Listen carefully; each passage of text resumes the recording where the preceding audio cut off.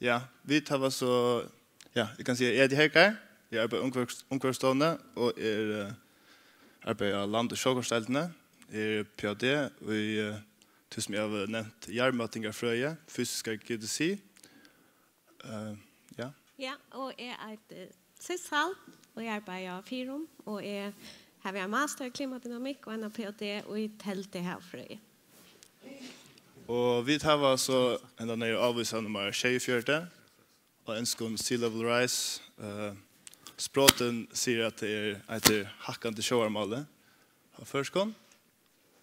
Og her er et litt ivligt utkøy for døgnen, for å lykke at lyse avviset, og så hvordan man mater avviset, så var innestående mielhettingene i globale havstinen, og så for siste alle holdt vi de første tølene og matinger, og modeller, og hva vi gjør i førjen. Så avvisen er 24. Han som jeg nevnte i eisene, han en av sånne en avskan, han plokkar som avskan, eller impact ønskån, og eisene evne tetjen og veverlagsbrøytingar. Temaet hav og strender, og mathotteren hattarmating. Så mat og hattarbrøyting per år. Ja. Og vi skiljer mellom tvei imisk mat, det globale mielhettingen, Global Mean Sea Level Rise, og brøytingar i stedpunkten av sjåarmalen, lokale brøytingar. Og vi kan lykke fra i døgnen hvor at sjåarmalen hakkar. Da sitter vi ut av tøyerøvnen som vi tar. Det er et evne som nok snakk framme. Kanskje en av dem man ser avskanene som ekvisligast av her som bygva nekk for bøyer kring heimen jo stedsettet vi sjåarmalen.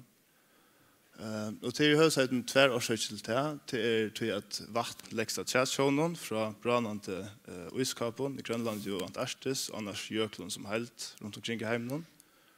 Og så har vi at mye av hiten i heimen vekser, og det gjør så at sjekkfrun vikkast. Han blir heitere, han fyller mer. Ja. Og hvordan mater vi dette? Da mater vi høvesheiten 2 matjotten. Vi tar fylkesveinar som mater hattarbrøytingar, eller hatter fra fylkesveinar ned til sjekkfrun. Det kallas vi satellite altimetry i ønskånd, og det første altimetri-satellittene, eller hattarmatingar fylkesveinene tar vi sender opp om 93, og vi tar så tøyerøyer fra vi matingen globalt, siden 1993. Det som vi tar at det rikker best at gjøre matingar ut i åpne havet, så til det norske landet så vil det lykkes med det signalet som man matar. Det vil skrekkles inn der, så det er ringt at få god tøl og gode data her. Så inne ved landet så har vi til bedre at mata brøytingar til vi vastu matarum, det som kalles for tight gauges og ønskånd. Og i førjen har vi lett med tjei vastu matarer til landsverk som rekt her. Selve Sjurasson til landsverket, han tar seg med nekker om det her i fjør. Men somleis har det en tøyere fra DMI, som fra 1923 til 2006 i havn. Og vi får komme inn og alle disse her vastumaterne settene. Så gongen i de globale havstinen, til første parten av avvisene, det baserer seg på fylkesveinene som har matet siden 1993. Vi tar 30 år mer enn 30 år av matingen. Og her er nok så tydelig gongt i tøyrøyene at vi tar en hakkende vastøve. Og somleis har vi ikke bare en hakkende vastøve, man begynner ved å hitte etter lykkes med gjerne simpla regresjon av brøytingene. Her som man rett i at si at hun hakkar vi en bestemt avsag hatt om året, 3,3 mm om året, Men hvis man har greinet den nærmere, så ser man eisen at faktisk en ferien brøytes. Så vi tar en feriebrøyting i hatchingsene. Her som man i 2,5 sier 2,1 millimeter om året, det nå i 2024, 2024, 4,5 millimeter om året. Så det en akselerasjon i hatchingsene av mye havstinen globalt. Og jeg kan lukke litt til at man tar så globalt, det er mest ikke det samme som lokalt. Altså, man kan ha helt tendenser an på hver man mater etter, men tar man hikker etter samleie havøtsen, så er dette gongen. Og disse tølene fra en grein til Hamilton og Øren Ritøndon og i tøyritten Nature Communications fra i fjør. Somleis så har vi gått etter forsøkene, baseret på disse gode dataene som vi tar fra 1993 og frem til i fjør eller i år. Og dette er sånn standard parse av IPCC-rapporten. Og vi synes at i en tøyerskegnen så gjør man bedre mata, så er det en hatching på 111 millimeter. Og frem etter neste 30 årene så synes jeg vi en større hatching, altså at det er for at sikkert litt eller man for 130 millimeter. Det er imiske scenarier, og det er man overvise knyttet at, men det er nok øtlen for det som man kan vante til globala mjølnen. Ja, så jeg får gjøre ordet til Sissa. Ja. Ja, så IPCC tåsar vid eller tåsar Shormals hatching och det globala havnivået att det är växte, hvis man kan säga så, 20 centimeter så igen år 1900 och det är för att hålla fram via växa och kökna ett klimascenario som det har och det är näka här det hitta efter berg folkavväxtre och hitta ökning och och hur väl om vi klarar att hålla Paris-avtalet och i öllon scenarion så för Shormalen är hacka och så är träd häson så för hända ner hatchingen att göra att det som kallas för extreme sea level alltså att det är flow för att hacka rävla negv Maira. Och det är mittlen 2030 för och i år 2003 och fram till att 100 års händingar för att hämta flera för året och i år 2100 och i några av dem mer extrema framtidiga scenarion. Och NASA har just en vattenstøverrocknare, hvis man själv vill hotla pröva så kan man få in och så kan man faktiskt trusta av förjar. Och det som vi tror från sin eliten är att förjar är ute i inte goda öknon och att det är så mycket havnivå bröjtingar. Ja, så det är somma ställen här där kanske minkar lokalt medan det globalt hackar och så tjockon är vi inte det mest äggvisliga hack. Men vi är ju det goda öknon. Ja, och så kan man klicka. Man kan få in och klicka den ner rocknaren och så hitta och kvar fyra scenario. Kusnäck därför hack i färjan.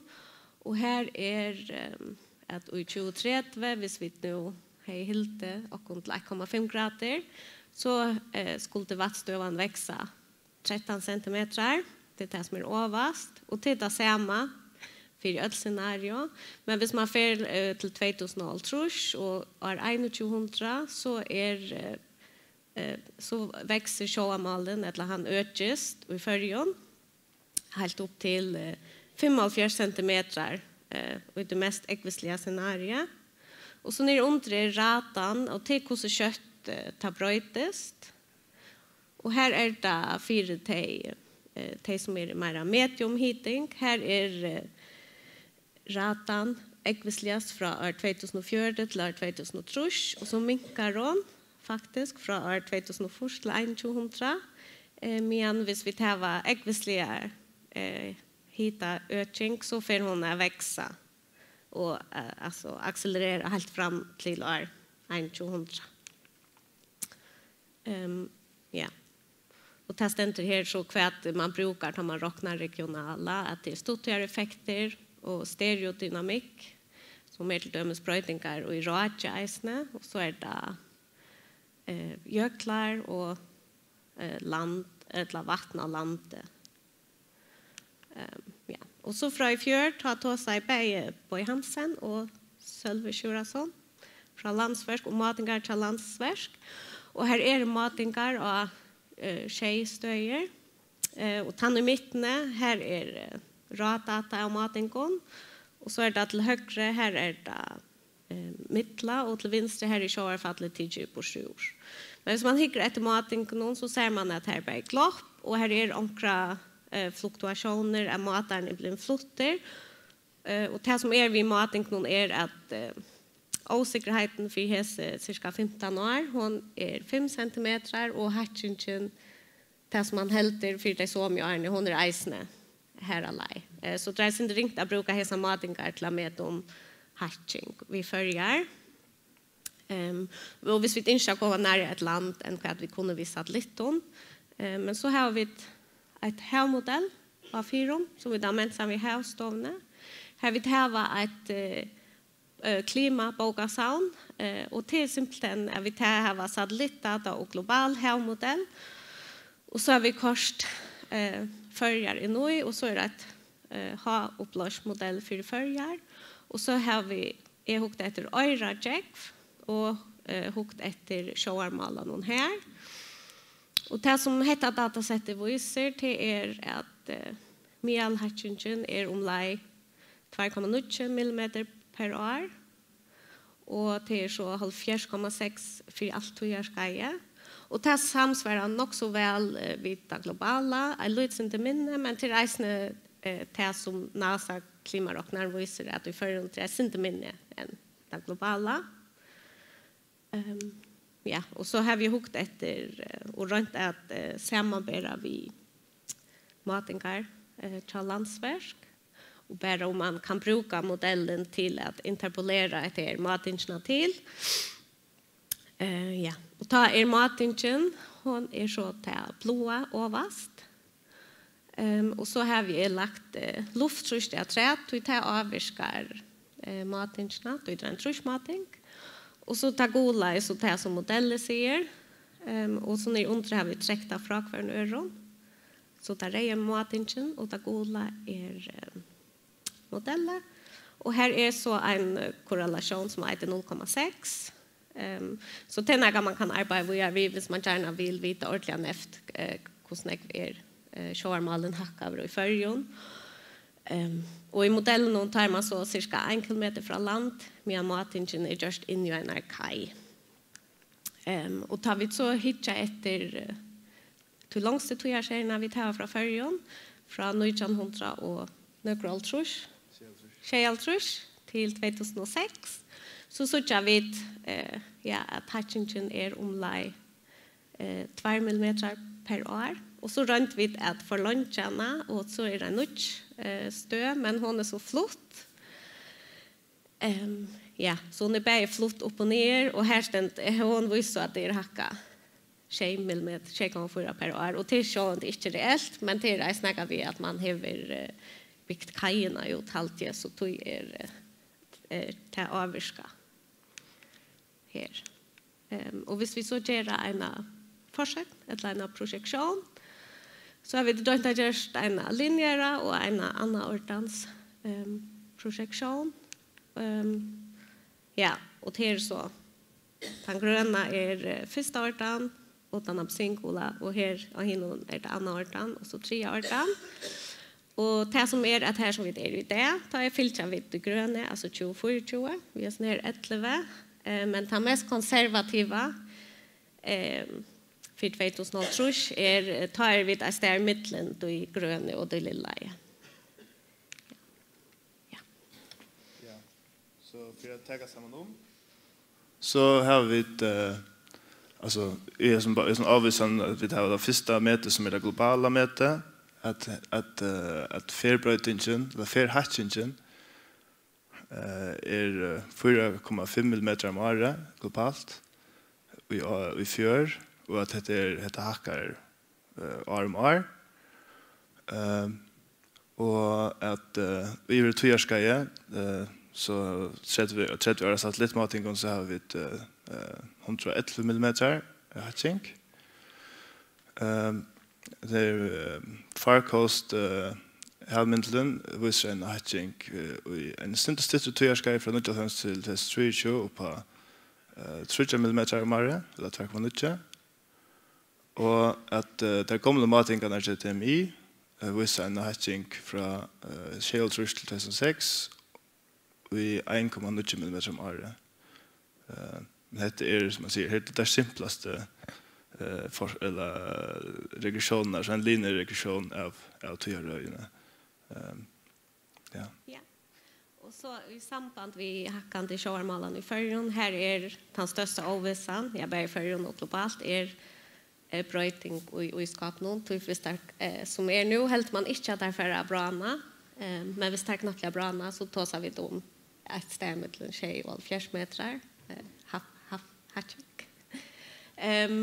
Och nästa största ovissan så bröjting i storskala rage, och T4 och lokalt. Och hända ner hatchingen som kan virka som little hon för så att ha vissar att 100 års händingar för att hända nek oftare och i framtiden. Ja. Tack för det. Tack för det.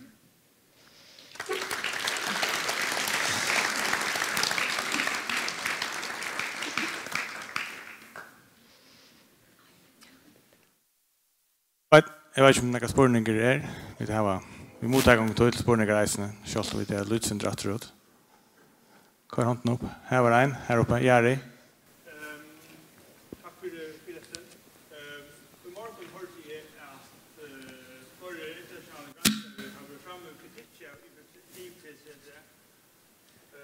Här tar kriteriet vid att undervärdera hackan i havnen. Maximala hackan för 1 meter. Det är mitt annat att ta Jensen och Paulus kanske för 2 meter. Ja, alltså det kommer ju från att och det vet man ju att klimamodell har stora troplikar vi glaciären och Dorstedt Jensen hon är ju professor i glaciologi och vis helt av Grönland är veck och man är nog så konservativ och i synnerhet om att och vis Grönland brannar så växer globala vasstöar 6 meter och man vis att här så knappt smältar nekshot där man helter så tåsar vi dem nämligen flera meter men i halt man vill gärna vara inte konservativ och allt det vi ser att det är mest konservativ.